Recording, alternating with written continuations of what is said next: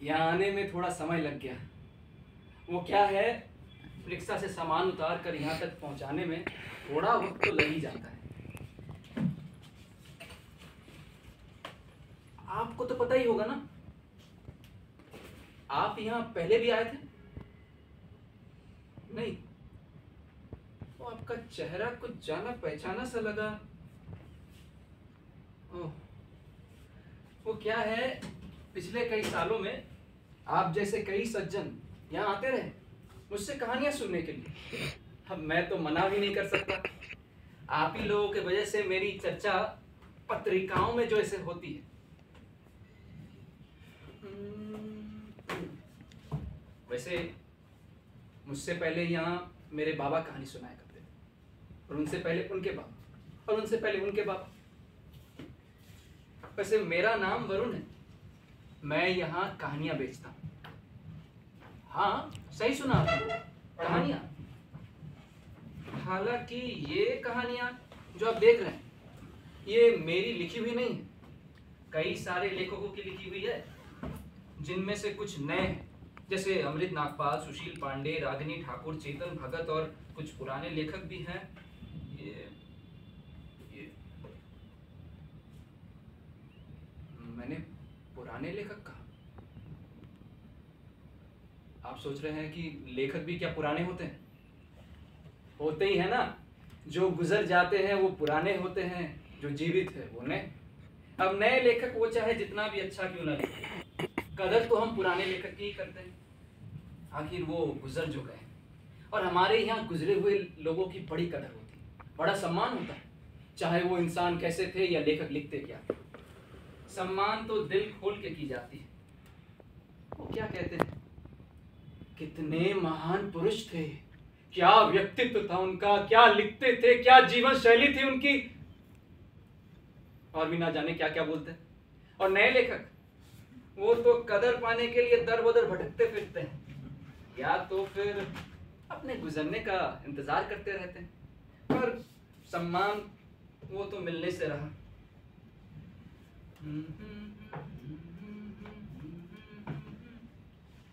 एक दो तीन। वैसे मैं यहाँ कहानियां बेचता हूँ, यही मेरी दुकान है, सुबह शाम यहाँ पर कहानियां बेचता हूँ। लेकिन कुछ पुराने लेखक हैं जिन्होंने बड़ा ही अच्छा लिखा है, जैसे जैसे मुंशी प्रेमचंद जी। हीरा को खबर मिली कि चौधरी और पुनिया में लड़ाई हो रही है। चौधरी ने पुनिया को धक्का दिया, पुनिया ने तल्लियों से पीटा, उसने पूर्व वही छोड़ दिया और ओंगी लिए घटनास्थल पर पहुंच गया। गांव में अपने क्रोध के लिए प्रसिद्ध था। इनके लेखन जब भी पढ़ता हूं ना, आत्मा कांपने लगती है। और भी है, जैसे रविंद्रनाथ टैगोर जी, शरद चंद्र चट्टोपाध्याय जी। लेकिन ऐसा भी तो नहीं है कि नए लेखकों की लिखी हुई कहानियों में कोई दम नहीं है, और उनका आदर सत्कार वैसे होता ही नहीं जैसे हमारे गुजरे हुए लेखकों की, यानी पुराने लेखकों की होती है। खैर, किसी को सम्मान मिले या ना मिले, मुझे उससे क्या ही लेना देना। मुझे तो बस अपनी कहानियां बेचनी है, वही कर रहा हूं, यही मेरी दुकान है, यहाँ बैठ अपनी कहानियां बेचता हूं। और आपको पता है, कभी कभी जो ग्राहक कहानी खरीदने आते हैं ना, उनके पास पहले से अपनी एक अलग ही कहानी होती है, या तो फिर वो किसी और सज्जन के कहानी का हिस्सा बनना चाहते हैं, फिर उन्हें लगे कि उनकी अपनी कहानी दिलचस्प नहीं है, वो यहाँ आते हैं, मुझसे ढेरों कहानियां खरीदते हैं और उसी में डूब जाते हैं। एक बात तो तय है कि हम सब की कोई ना कोई कहानी जरूर है, या यूं कहूं कि हम सब किसी न किसी कहानी के किस्से जरूर हैं। यहां तक मुझे लगता है हम सब कहानियों के जाले से घिरे हुए हैं, या ये भी कह सकता हूं, आप या फिर आप और मैं, हम सब अपने आप में एक एक कहानी ही तो है।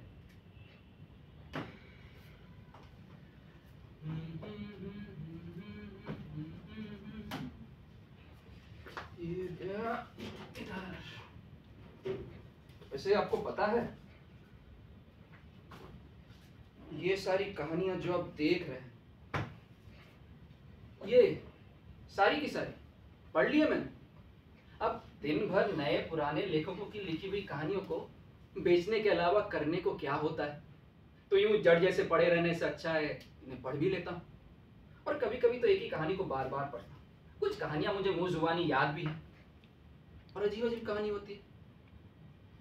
ये लीजिए, उड़ते पहाड़ों की कहानी, समुद्र में तैरते नीले मछली की कहानी, अमेज़न के रहस्यमय जंगलों की कहानी, वो अफ्रीका में दौड़ते काले ऊंट की कहानी, या फिर आसमान में सैर करता नन्हे राजू की कहानी, और वो हवा से भी तेज भागती रिंकू की कहानी। और भी ना जाने कितनी कहानियां पढ़ ली है मैंने। और फिर कभी कोई ग्राहक आता है कहानी खरीदने, उन्हें मैं बातों में उलझाकर इनमें से एक आधी कहानी सुना भी देता हूँ। अब उनका भी तो मनोरंजन करना पड़ता है ना, इसीलिए तो लोग मुझे कहानीकार कहते हैं। हजारों कहानियां पढ़ी है मैंने, हजारों बेची भी हैं, और लगभग 100 तो मैंने अपनी खुद की कहानी बनाई। और मेरे रचे हुए हर कहानी के पीछे भी एक कहानी ही है। मतलब वो कहानी कैसे मैंने अपने मन में लिख लिया, यूं कहूं तो मेरा इंस्पिरेशन क्या था। ये इधर वैसे मैंने एक कहानी लिखी थी, उम्र, और उसके पीछे की कहानी कुछ। उस दिन मैं यहां बैठ के, यहां नहीं, वहां, उस दिन मैं यहां बैठ मुनि से बातें कर रहा था। हमारी बातचीत तो रोज ही होती रहती है। तो मैं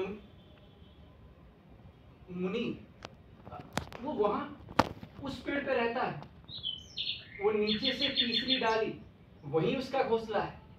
तो मैं मुनि से कह रहा था, अच्छा मुनि, तुम्हें क्या लगता है ये बारिश कब तक आएगी? अरे मानसून का महीना तो आ गया, पर बादलों का तो नामो निशान नहीं दिख रहा है। 2-4 बूंदे ही बरसा दे तो चैन मिले। मैं मुनि से बातचीत कर ही रहा था कि तभी एक लड़का आया। उम्र क्या होगी, 8 या 10, नहीं 12। तो मैं मुनि से बातचीत कर ही रहा था, अभी मैंने अपने तिरछी आंख से देखा कि वो लड़का आया और मेरे किताबों को घूरे जा रहा था, पर कुछ बोल नहीं रहा था। ये कुछ बोल क्यों नहीं रहा, कुछ तो ढूंढ रहा है। मैंने भी कुछ नहीं बोला, मैं भी तिरछी आंख से देखता रहा और सोचा अब बोलेगा, पर कुछ ना बोला। फिर मुझसे रहा नहीं गया, मैंने तुरंत मुनि के साथ अपनी मीटिंग रोकी और उस लड़के से कहा, क्यों भाई, मैं पिछले 10 मिनट से देख रहा हूं तुम मेरे किताबों को घूरे जा रहे हो, कोई कहानी खरीदनी है क्या? वो कुछ ना बोला। मैंने फिर से पूछा, कोई कहानी खरीदनी भी है या नहीं, या ऐसे ही ताके जा रहे हो? और कौन सी चाहिए, किसकी लिखी हुई है? वो पुराने लेखक यानी जो उड़ गए हैं, या फिर वो नए लेखक जो उड़ना सीख रहे हैं, या फिर वो जिनका आधा शरीर कब्र में लटका है? जाके उसने कहा,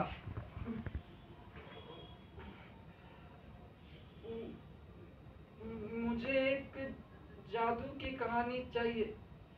जादू की कहानी? पहले कहते ना हैरी पॉटर दिए देता हूँ, यही तो रखा था, कहाँ पर है, मिल नहीं रहा। मेरी बात को बीच में काटते हुए कहता है, वो नहीं, वो मुझे एक सच्ची वाली जादू की कहानी चाहिए। सच्ची वाली जादू की कहानी? ये कौन सी कहानी होती है भाई? भाई कोई नाम तो होगा ना, कोई लेखक वेखक कुछ तो बताओ।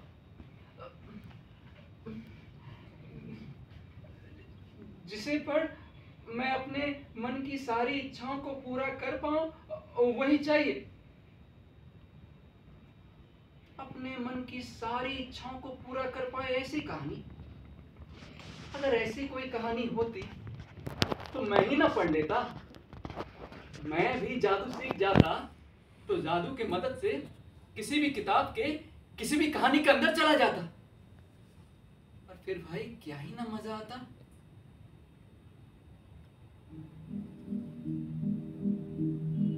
नीले पहाड़ का खरगोश, मैं अगर खरगोश होता तो ये विशाल नीला पहाड़ मेरा ही होता, और वो समुद्र के नीचे बहती नदी, मैं तो उस नदी में भी गोते लगाता, और वो सिंधवाद की कहानियां, मैं समुद्र में लुटेरों से लड़ता। लेकिन एक मिनट, ऐसी तो कोई कहानी होती ही नहीं। तो मैंने लड़के से कहा, देखो भाई, ऐसी कोई कहानी नहीं होती है, और नहीं पूरे देश में किसी और के पास होगी, और नहीं मेरे पास है। अरे देश तो छोड़ो, पूरे विश्व में नहीं है। पर उसने नहीं सुना। उसने कहा, नहीं नहीं, मुझे पता है आपके पास है, पर आप मुझे दे नहीं रहे हो, क्यों नहीं? अच्छा, आपको पैसे चाहिए ना, ये लीजिए। ये कहते उसने 100 रुपए के नोट मेरी तरफ फेंक दिए। मैं समझ गया, इसे समझाना थोड़ा तो मुश्किल है, लेकिन मैंने भी बात को संभालते हुए उसे बोली दी। अच्छा अच्छा अच्छा, सुनो, मैं इंतजाम किए देता हूँ, पर बोलो तो क्यों चाहिए ऐसी कहानी? अरे क्या करोगे तुम? पहले वो हिचकिचाया, फिर बोला, आपको, आप किसी को बोलोगे तो नहीं? वो मुझे अपने स्कूल में अव्वल आना है, इसलिए चाहिए ऐसी कहानी। तो दो, अभी अभी दो। ये कहते हुए अपने पैरों को जोरों से जमीन में पटकने लगा। क्यों नहीं दोगे तुम? हाँ, कहाँ छुपा के रखा है? दो ना। देते क्यों नहीं? पैसे भी दे दिए, तुमने बोला इंतजाम किए देता हूं, क्यों नहीं दे रहे हो? इतने सवाल तो मेरे पिछले 10 साल के करियर में कोई ना पूछा। मैं तो हार गया। फिर ना जाने उसे क्या हो गया, वो एकाएक मेरी कहानियों को उठा उठा के जमीन पे फेंकने लगा। अरे क्या कर रहा है? छोड़ मेरी कहानी को, छोड़। छोड़ेगा कि बताता हूं अभी। मैं उसे पकड़ने गया ही था कि वो भाग गया। अब मैं अपनी कहानियां समेटूं कि उसके पीछे दौड़ूं? दोबारा मेरी दुकान में मत आना, चलो टांगे तोड़ दूंगा तेरे माँ बाप से तेरी शिकायत करूंगा।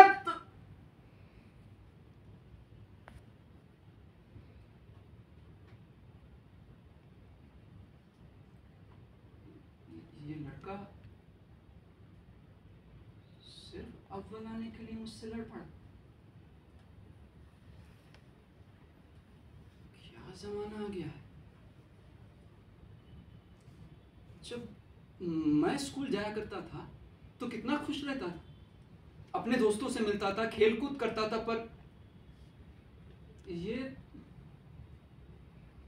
इतना परेशान, इतना गुस्सा, और दुखी भी तो था।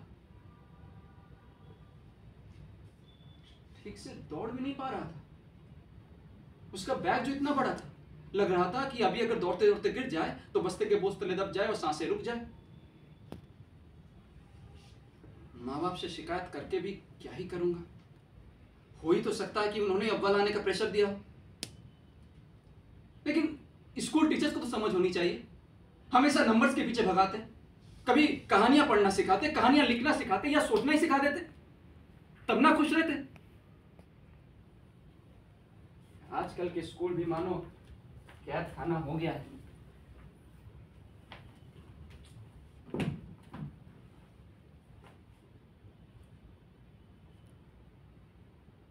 याद आया वो उस दिन रुपए बिना लिए हुए चला गया था।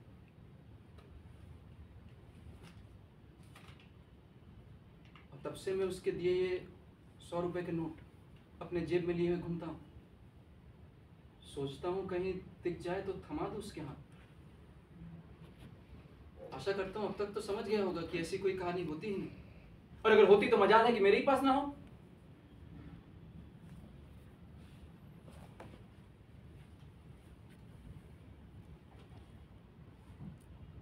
इस बात को हुए भी साल भर से ऊपर हो चला था। लगभग 2 हफ्ते पहले मैंने उसे फिर देखा। शायद 9 साल का वीरेन स्कूल के लिए घर निकला और कभी नहीं लौटा। अखबार में इश्तेहार छपा था।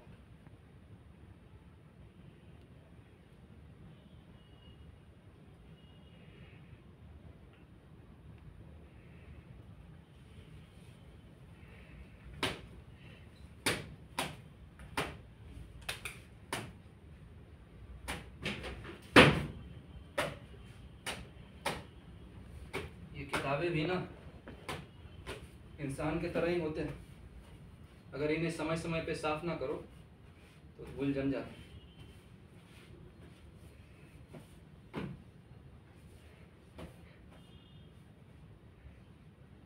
एक दिन मैं ऐसे ही किताबों से धूल उड़ा रहा था और उस दिन तो गजब ही हो गया। उस दिन स्वयं लेखक आए मेरे पास और कहने लगे, कहानीकार, मैंने सुना है तुम दुनिया भर की किताबें बेचते हो, मेरी भी बेच दो। मैंने सोचा ये कौन महाशय है जो अपनी किताब को बेचते हुए मेरी कहानी का हिस्सा बन रहे हैं। मैंने उनसे पूछा, आपका शुभ नाम महाशय? उन्होंने कहा, शेक्सपियर। अच्छा, शेक्सपियर।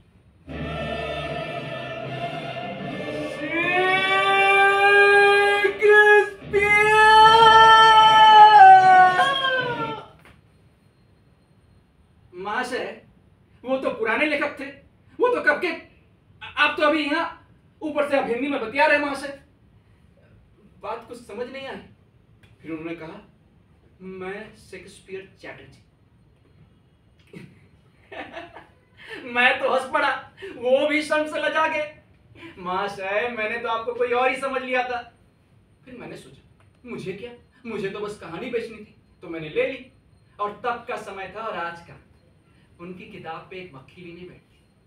हर हफ्ते आते महाशय, वहां दूर खड़े होके अपनी किताब को गौर से देखते रहते। फिर ना जाने उन्हें क्या हो जाता है, एकाएक वो चलते हुए आते हैं, किताब को हाथों में उठाते और पन्ने पलटते रहते हैं जब तक ना मन भर जाए। और जब मन भर जाता है, किताब को आहिस्ता से रख भी देते हैं और रखते हुए एक बार तो जरूर मुझे देखते हैं। फिर मैं उन्हें देखता हूँ, फिर वो मुस्कुराते हैं, फिर मैं मुस्कुराता हूँ और फिर वो उल्टे पांव चल देते हैं। यही कह रहा था ना, यही होता है नए नए लेखकों के साथ। वो दर बदर भटकते फिरते हैं एक कहानी बेचने के लिए। पता नहीं उनकी कहानी कब बिकेगी। ऊपर से सम्मान चाहिए इनको।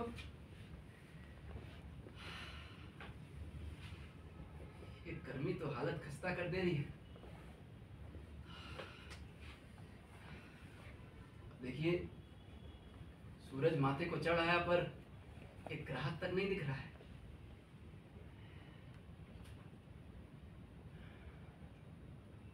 अब यहाँ पर लोगों का आना जाना भी कम हो गया।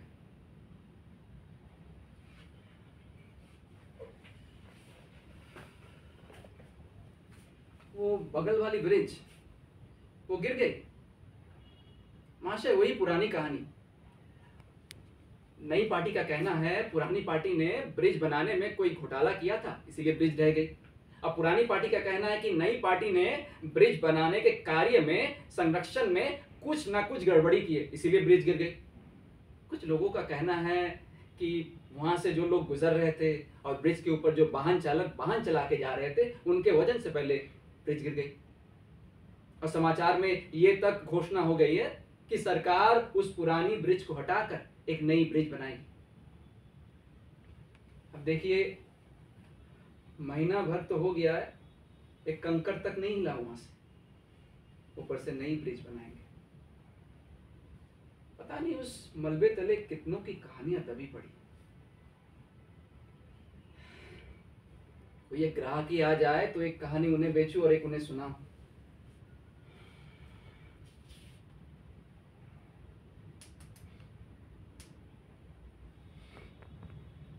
चल रही थी।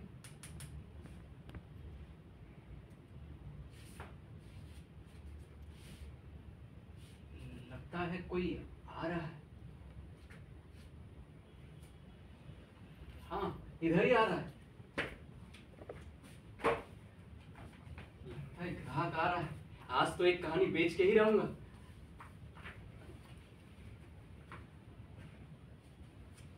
अरे रुक गया, वापस जा रहा है। अरे भाई सुनो, लगता है मैं इसकी कहानी का हिस्सा ही नहीं। अगर मैं इसकी कहानी लिखता तो कुछ। एक राज की बात बता, मैं पहले लेखक ही बनना चाहता था। वो क्या हुआ, मैंने अपनी कहानियां लिखकर पब्लिशर को भिजवा दिया। पब्लिशर कुछ दिन बाद मिलने को बुलाया और वो कहने लगे, अरे कहानी का, आओ बैठो बैठो। धन्यवाद मास्टर। अरे सुनो, एक प्रॉब्लम है। क्या महाशय? वो हमारी छोटी सी पब्लिशिंग हाउस है। जी महाशय, तो हम लोग तुम्हारी किताब नहीं छाप पाएंगे। क्यों महाशय? अरे हम लोग अरबी से हिंदी ट्रांसलेट नहीं करते ना। लेकिन महाशय मैंने तो हिंदी में लिखी थी। उन्हें मेरी हस्तलिपि अरबी लगती है, तब से मैंने लिखना ही बंद कर दिया। अब ये सब आपको बोल के भी क्या ही फायदा। कोई एक ग्राहक ही कहीं से आ जाए तो चैन मिले।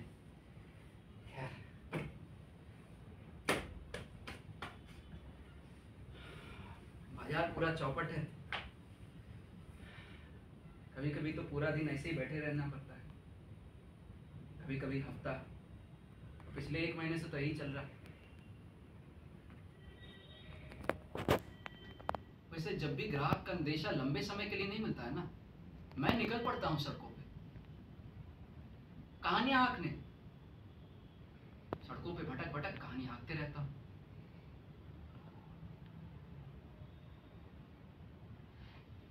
एक दिन मैं ऐसे लंबे समय के लिए बैठा हुआ था और उस दिन मैंने क्या किया, अपने कहानियों के पोटले को उठाया,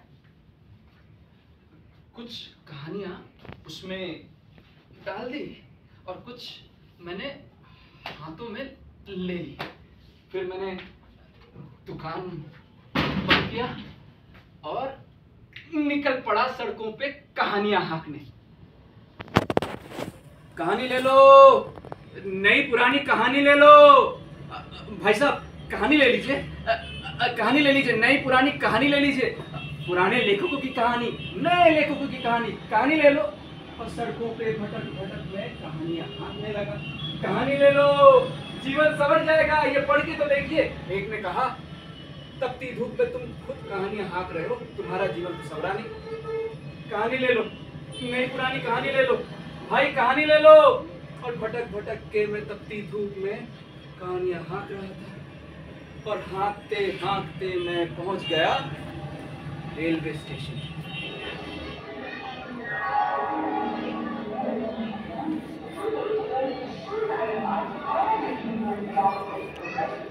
यहाँ तो मानो चारों तरफ कहानियां ही कहानियां हैं, मानो कहानियों का मेला लगा हुआ है। वहां एक सज्जन जमीन पे लेट के पत्रिका पढ़ते हुए समाचार का स्वाद ले रहे थे। वहां एक महाशय अपने परिवार के साथ भोजन कर रहा था। वहां कुछ दूर कुछ मित्र यात्रा से पहले फोटो ले रहे थे। चारों तरफ एक नई कहानी, अलग अलग। फिर मैंने नजर दौड़ाई तो मैंने देखा प्लेटफॉर्म पर एक ट्रेन आके भी खड़ी थी। चाय वाला, समोसे वाला और मिठाई वाला सब एक एक करके ट्रेन में चढ़ रहे थे और अपनी अपनी कहानी आगे बढ़ा रहे थे। तो मैंने सोचा, वरुण यही सही समय है, और मैं भी चढ़ पड़ा ट्रेन पे।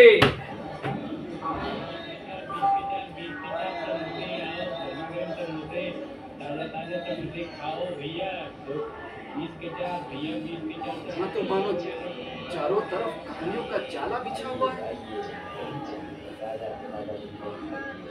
एक छोटे से डिब्बे में इतने सारे लोग और सब अपने अपने काम में मस्त थे। मैं भी शुरू हो गया, कहानी लीजिए, कहानी लीजिए, नई पुरानी कहानी लीजिए, कहानी ले लो। नए और पुराने लेखकों की कहानी ले लो, पुराने शहरों की कहानी, नए गांव की कहानी, कहानी ले लो। और मैंने अपने धुन में कहानियां हाँकना शुरू कर दिया, कहानी ले लो। और ट्रेन चल पड़ी। मैं कुछ समझ नहीं पाया। दरवाजे से उतरने के लिए मैंने आगे तक जाने की कोशिश की। भाई साहब जरा सामान हटाइए ना। अच्छा ऊपर से जाओ। अब बहन जी, और 4 कदम से ज्यादा बढ़ नहीं पाया, भीड़ जो इतनी थी।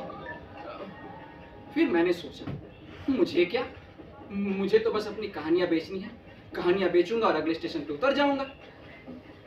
लेकिन उसके बाद ट्रेन ने जो एक बार रफ्तार पकड़ी, कहीं पर भी रुकने का नाम नहीं ले रही थी।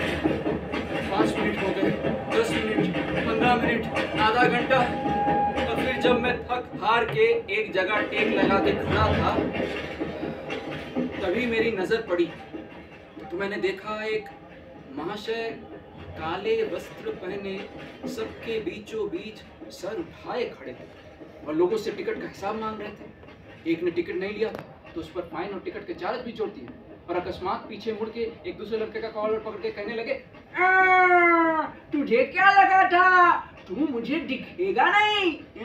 35 साल से सर्विस कर रहा हूँ, 35 साल से, और 2 एक्स्ट्रा आंखें सर के पीछे लगाए घूमते रहता हूँ, और तू जैसे को दूर से ही सुन लेता हूँ। दिखा, टिकट दिखा। नहीं है ना? पता था। अब तू सीधे सीधे पैसे निकालेगा कि अंदर करूं? नाम बता। नाम 24। अरे उम्र नहीं, नाम पूछेगा, नाम। मैंने देखा लड़का डरते हुए पैसा आगे बढ़ाता है और टिकट का पर्चा ले लेता है। फिर मेरी नजर पड़ी तो मैंने देखा एक और आदमी अपने परिवार के और 4 सदस्यों के साथ एक ही सीट पर बैठकर यात्रा कर रहा था। टीटी की भी नजर उन पर पड़ी तो टिकट दिखाने को कहा। उनमें से एक 40 या 45 साल का आदमी था। वो डरते हुए पर्चा आगे बढ़ाता है और टीटी एक नजर उस पर्चे को देखता है और हाथ को झटकते हुए कहता है, अरे बाकियों की टिकट भी दिखाओ। नहीं है? अरे कोई बात नहीं, उसके लिए ही तो हम हैं। चलो नाम बताओ। साहब हमारी बिटिया की तबीयत ठीक नहीं है साहब, दिल्ली जा रहे हैं बड़े डॉक्टर को दिखाने। तो मैं क्या करूं? इसका मतलब तुम टिकट नहीं लोगे और नियमों का उल्लंघन करोगे। मैं तुम सबको जानता हूं, मतलब तुम जैसों को जानता हूं। तुम लोग पहले बिना टिकट लिए हुए सफर करते हो और बाद में सबको सफर करना पड़ता है। ऐसे नहीं चलेगा, तुम्हें टिकटें दिखानी पड़ेगी। अगर टिकटें नहीं हैं तो पैसे निकालो। बस साहब पैसे तो बिटिया के इलाज के लिए रखे हैं, अस्पताल के लिए, आपको दे देंगे तो इलाज कैसे करवाएंगे? अरे मैं क्या करूं? ये क्या तुम्हारे मामा जी का ट्रेन है? अरे ये इंडियन गवर्नमेंट की ट्रेन है, इंडियन गवर्नमेंट की ट्रेन। पता नहीं कहाँ से चले आते। देखो जल्दी से जल्दी तुम टिकटें निकालो, नहीं तो मैं तुम्हें अंदर करवा दूंगा। बस साहब कुछ देर पहले तो साहब आए थे आप ही के जैसे, काले कोट पहने। उन्हें तो मैंने यही पर्चा दिखाया था, उन्होंने तो कोनो दिक्कत ना जताई। ये सुनकर टीटी कहता, देखो सुनो, पूरे ट्रेन सफर के लिए सिर्फ एक टीटी होनी चाहिए क्या? लेकिन पूरे ट्रेन सफर में इंडियन गवर्नमेंट ने कई सारे टीटी रखे हैं। क्यों? क्योंकि अगर कोई एक गलती करेगा तो दूसरा पकड़ेगा, समझे? मैं देख रहा था वो महाशय बातों बातों में अपने दोनों हाथों से बालों को सहला रहे थे और चश्मे के ऊपर से झाँक झाँक के बोल रहे थे, टिकट दिखाओ नहीं तो नीचे उतार दूंगा। पर साहब चलती हुई ट्रेन से कैसे उतरेंगे? ये तुम्हें सोचने की जरूरत नहीं है। जवान लड़ाटा, वो भी गवर्नमेंट एम्प्लॉय के साथ। सुनो तुम मुझे जानते नहीं, मैं क्या करूंगा, मैं अभी आरपीएफ को बुला लूंगा, फिर तुम सब अंदर हो जाओगे। अगर नहीं चाहते हो तो जल्दी जल्दी पैसे निकालो और पर्चा ले लो। बस साहब हमारे पास तो टिकट है ही, देखिए ना। तुम्हारे पास टिकट है ही? हाँ साहब, आप सिर्फ हमारी जोरू का टिकट करवा दीजिए, और बाकी 3 तो बच्चे हैं साहब, उनका भी टिकट लेंगे क्या? दिखाओ।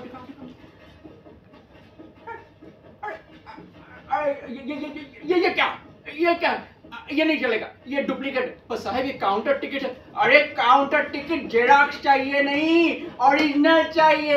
ये नहीं चलेगा। पर साहब कुछ देर पहले 2 साहब आए थे, फिर से वही बात। तुम ऐसे नहीं सुनोगे। तुम अभी के अभी अगर पैसे नहीं निकाले और कितने जन हो तुम?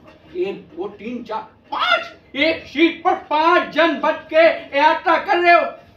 देखो, तुमको अभी के अभी फाइन के पैसे भी देने पड़ेंगे और टिकट का पर्चा भी लेना पड़ेगा। अगर नहीं दोगे तो आरपी बुला के अंदर करवा दूंगा। पैसे पैसे पैसे कहां से देंगे पैसे? आपको दिख नहीं रहा है हमारी बिटिया की तबीयत खराब है? अरे देखिए कैसे थर थर कांप रही है, माथा तप रहा है, देखिए तो। आप गरीब मजदूर के ऊपर इतना अत्याचार करते हैं, आपको शोभा देता है क्या? ये सुनकर टीटी को सदमा लग गया। पहले उनके चेहरे पर करुणा उभर आई, फिर एकाएक वो चीख चीख कर बोलने लगे, अभी क्या भी अगर तुमने टिकट के पैसे नहीं दिए, फाइन के पैसे भी नहीं भरे तो मैं आरपीएफ को बुला ही लेता हूँ।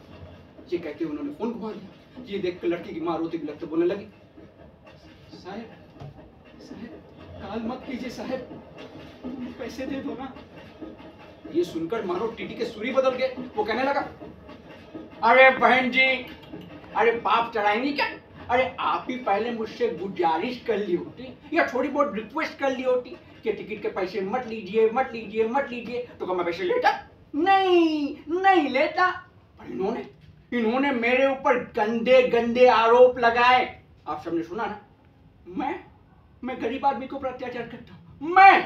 अरे 35 साल से सर्विस कर रहा हूं, 35 साल से। ये अब शब्द मुझसे सुने ही नहीं जाएंगे। आप एक काम कीजिए, आप मुझे पैसे दे ही दीजिए। ये कहते हुए टीटी हाथ आगे बढ़ाता है और पैसे लेता है। तब मैं उस गरीब मजदूर को देख रहा था। एक फटी सी धोती पहनी थी, बदन में गमछा लपेटा, हड्डियां साफ साफ दिख रही थी, मानो वो हड्डियां वर्णन कर रही हो उसके गरीबी का। छोटे घुंघराले बाल, कोठरे में बंद दो आंखें, वो आंखें भीड़ में कभी कभी इधर उधर ताक रही। उस आंखों में करुणा, हताशा, आक्रोश साफ साफ दिख पा रहा था। मानो वो आंखें चीख चीख कर हम सबको कह रही हैं, आप सबके सामने इन्होंने हमसे सारे पैसे ले लिए और आप में से कोई सामने नहीं आया कुछ करने के लिए। अरे पूरे समाज का बोझा हम अपने कांधे पे लेके घूमते हैं। जब समाज को hमारे लिए खड़ा होना था तब आप लोग क्या कर रहे थे? फोटो खींच रहे थे। अरे धिक्कार है आपके ऊपर, धिक्कार।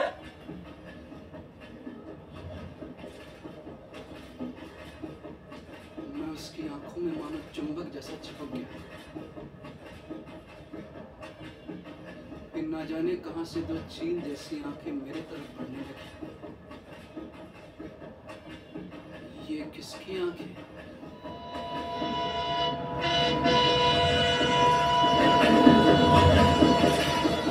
ये तो टीटी की आंखें। टीटी ने मुझे देख लिया। टीटी ने मुझे देख लिया। अरे नहीं, मेरे पास तो टिकट नहीं और पैसे भी नहीं। अगर नहीं दिया तो अंदर कर देगा। मैं डर गया और डर के मारे भागने लगा। हालांकि ट्रेन में भागने के लिए जगह कहाँ थी, तो मैं कूदने भागने लगा। अरे भाई साहब, आपने बैग नहीं हटाया। एक बॉगी से दूसरे बॉगी, दूसरे बॉगी से तीसरे बॉगी और पीछे टीटी की चित्कार, अरे भागता कहाँ है, टिकट तो दिखा। मुझे लगा क्या मेरी कहानी का आज यही अंत हो जाएगा। नहीं, मैंने कन्हई को बुलाया। ये कन्हई मुझे माफ कर दे रे कन्हई, अगली बार बिना टिकट ट्रेन में नहीं चलूंगा। अरे कोई रोको उसे। ना जाने कहां से ट्रेन की गति धीमी होने लगी। मैंने खिड़की से झांक के देखा, प्लेटफॉर्म नजदीक आ रही थी। मैं और कुछ सोचा समझा नहीं, मानो उड़ते हुए दरवाजे की तरफ पहुंचा और एक धक्के से सबको दरवाजे की तरफ से हटाकर धीमी चलती हुई ट्रेन से छलांग मार दी प्लेटफॉर्म पे।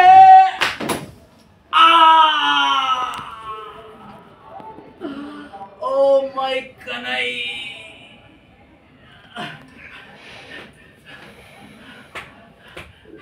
फिर जैसे तैसे लंगड़ा के प्लेटफॉर्म के पीछे वाली दीवार को फान कर स्टेशन से बाहर गया। फिर पीछे स्टेशन, फिर रास्ता, फिर लोग, फिर गाड़ियां, फिर सड़कें, सबको पीछे छोड़ते हुए मैं दौड़ के पहुंच गया एक पार्क में। शाम हो चुकी थी, सब इवनिंग वॉक कर रहे थे।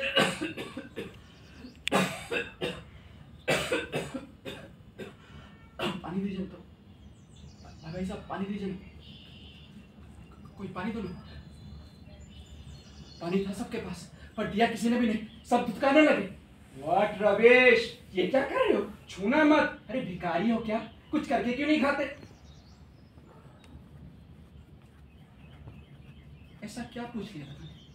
पानी तो मांग रहा था। फिर ना जाने कहां से एक हाथ आगे बढ़ा और पानी का बोतल था। मैं और कुछ सोचा समझा नहीं, मैंने बोतल उठाया और गटागट सारा पानी पी गया। फिर जब बोतल लौटाने के लिए पीछे मुड़ा तो देखा एक फटा गंदा बदबूदार कपड़े। ये आपका बोतल था? जी, आप कौन है? ये सुनकर मानो वो मेरे ऊपर हंस पड़े और कहने लगे, कहां से आए हो, कहां जाओगे, खबर करो अपने तन की। बाबा मुझे माफ कीजिएगा, आप कौन है, आपका नाम क्या है? अरे बेटा पहले खुद को तो जान, खुद को पहचान, कहां से आया है कहां जाएगा, खबर करो अपने तन की। ये कहते हुए वो आंखों के सामने अंधेरे में उछल हो गए। कैसी विचित्र दुनिया है, कैसे विचित्र लोग हैं।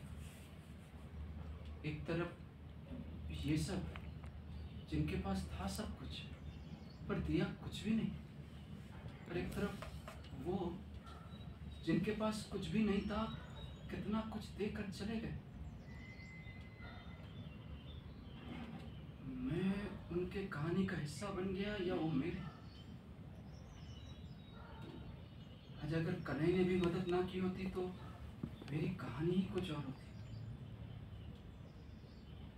कभी कभी लगता है हमारे इस दुनिया की, इस ब्रह्मांड के रचयिता की अपनी एक अलग ही कहानी चलते रहती और हम सब उससे अज्ञात रहते।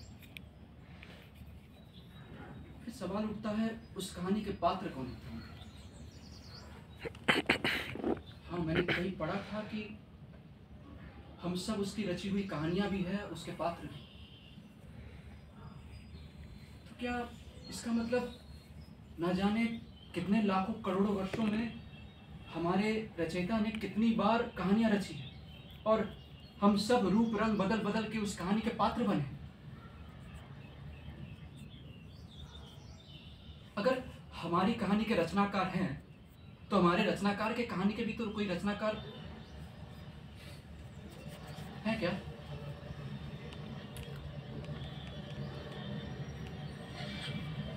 देखिए शाम हो चुकी है, एक कहानी तक नहीं बेच पाए, कोई ग्राहक मिल ही नहीं रहा है। वैसे आप लोग तो मेरी कहानियां खरीद सकते हैं, एक बार देख सकते हैं।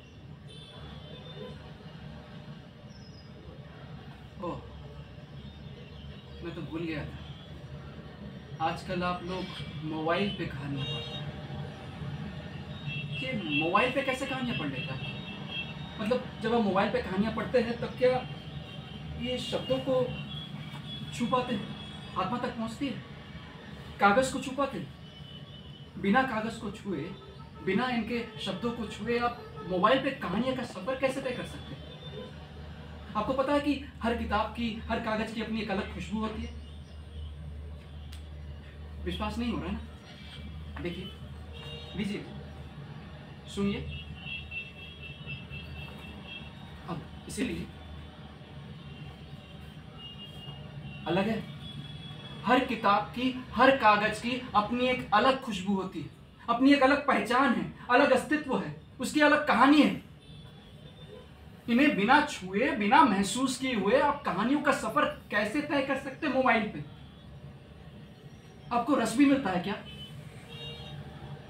ये कागज ये कैसे बनते हैं पता है ना जाने कितने लाखों करोड़ों पेड़ों की आत्माएं बसी रहती इन कागजों में, उनकी कहानियां, उन्हें बिना छुए आप, फिर ये स्याही इनकी कहानियां, फिर वो छापने वाले हाथ उनकी कहानियां।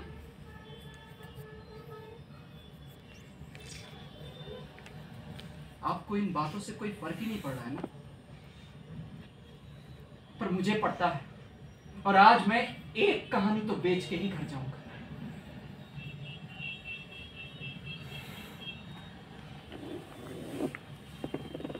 माफ कीजिएगा, कभी कभी आवेश में बहुत कुछ बोल देता हूं।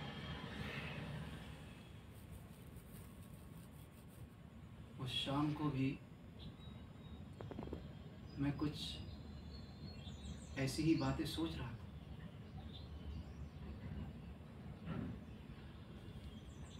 सोचते सोचते पार्क में भटक रहा था।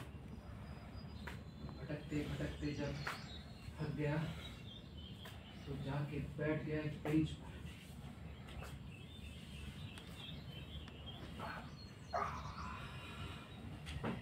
बेंच पे बैठे बैठे अपने ख्यालों में डूबा ही हुआ था कि तभी लगा मेरे ही बेंच पे मुझसे थोड़ी सी दूर कोई और भी बैठा हुआ है।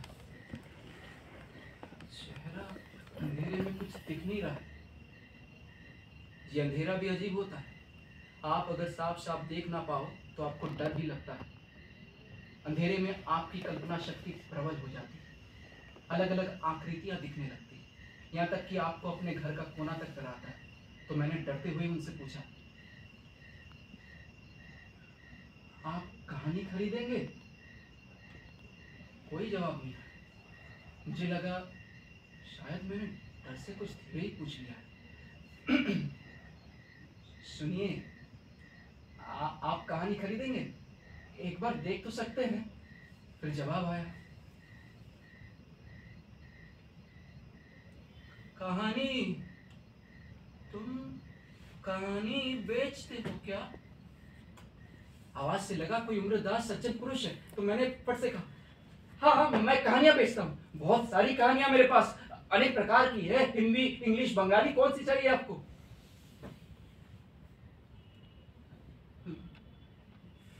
मैं भी कहानियां सुनाया करता था उसे। ये आज मेरे साथ क्या हो रहा है? आज जीवन में पहली बार किसी और कहानीकार से मिल रहा हूं। किसे सुनाया करते थे आप?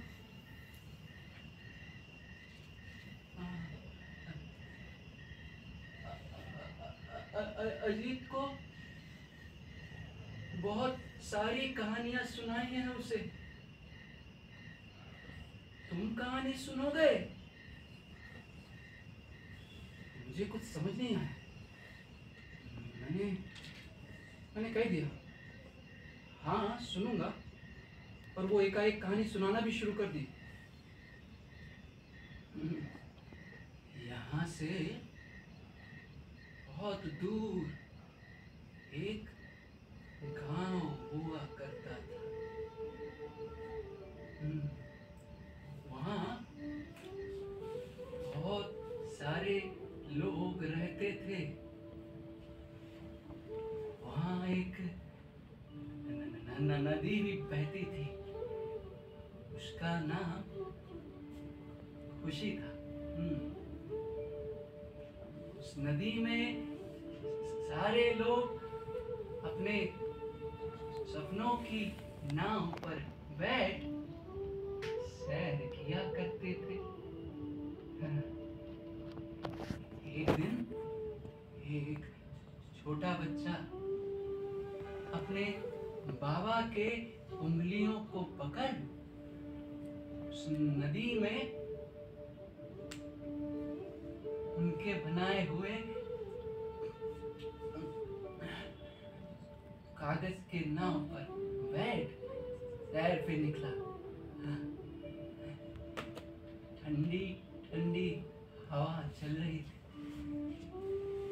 छोटा बच्चा बहुत खुश था। उसने बाबा से जिद किया, बाबा बाबा नाव मैं चलाऊं? उसके बाबा ने उसे कभी भी किसी बात में रोका नहीं ना। तो उसने नाव चलानी शुरू कर दी। बहुत खुश था, बहुत खुश।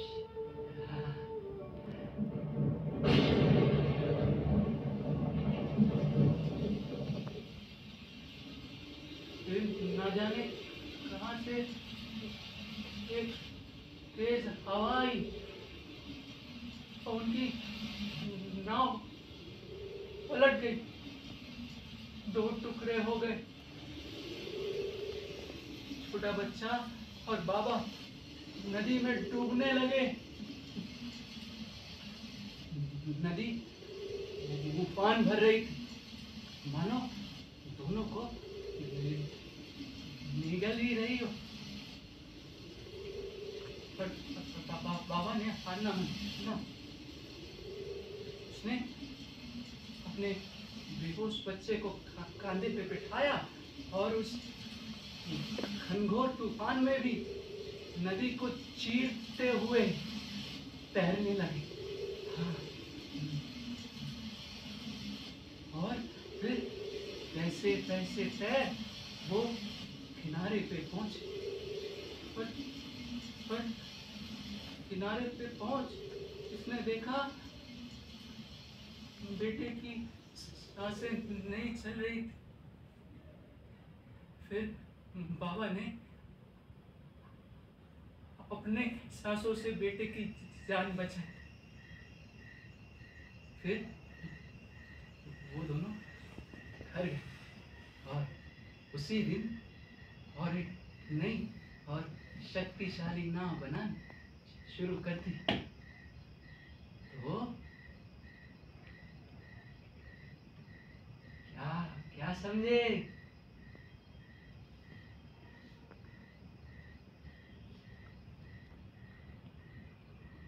समझा?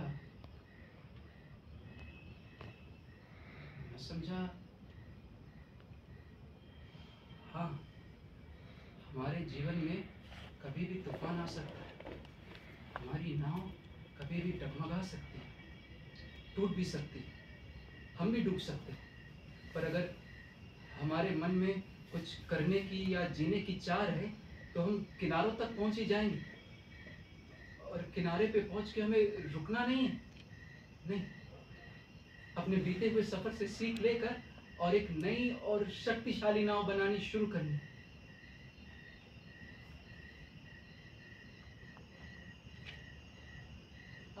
अजीत, ये तुम ही हो ना?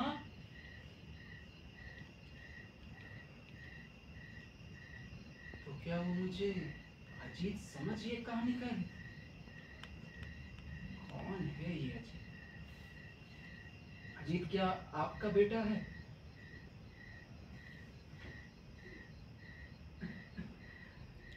लड़के घर छोड़ चला गया है, अभी आ जाएगा, तुम सोचो मत। अजीत, तुम्हारी माँ तुम्हारा इंतजार कर रही है। अजीत, अजीत।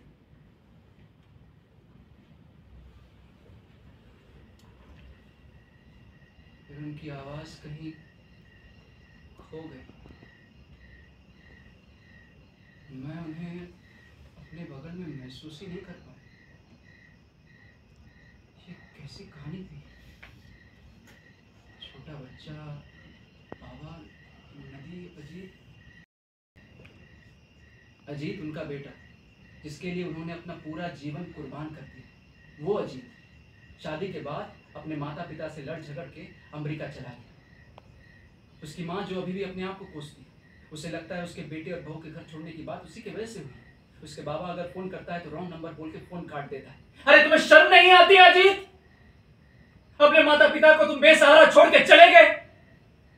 तुम्हारे बाबा यहाँ पर रोज दर बदर भटकते फिरते हैं, तुम्हें अंधेरे में खोजते फिरते हैं। कम से कम अपने बाबा के बारे में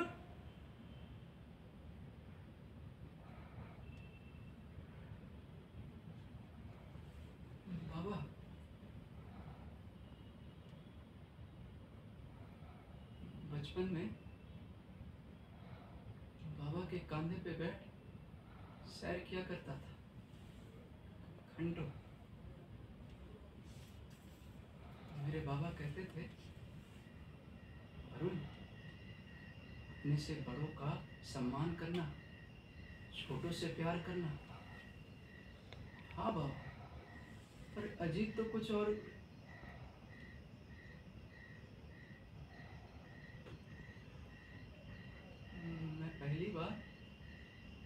बाबा की उंगलियों को पकड़ कहानी बेचने आया था। मुझे आज भी याद है बाबा का वो स्वर, कहानी ले लो, नई पुरानी कहानी ले लो, कहानी ले।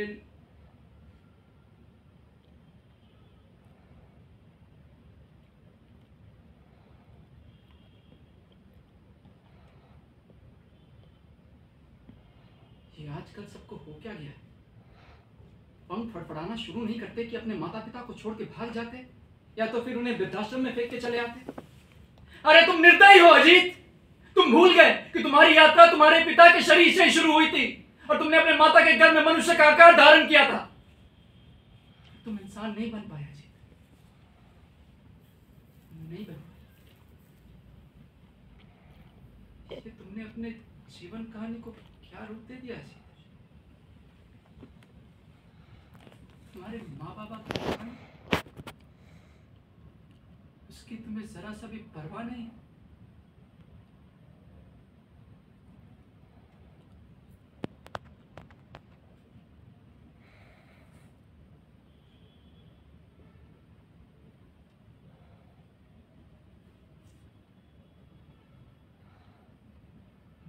मैं थक गया हूँ।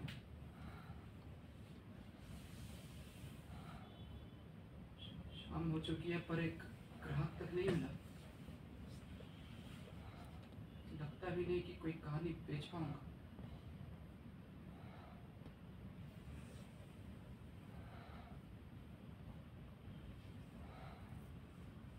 कल उगते हुए सूरज के साथ फिर से नई नाव पर बैठूंगा और अपनी कहानियां लोगों तक पहुंचाऊंगा। तब तक के लिए आप सबसे विदा लेना चाहता हूं।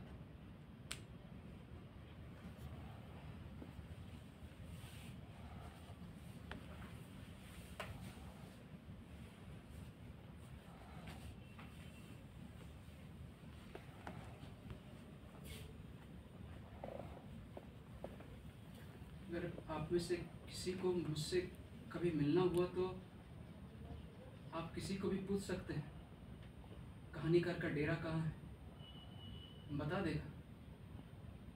6/2 रामनारायण गली।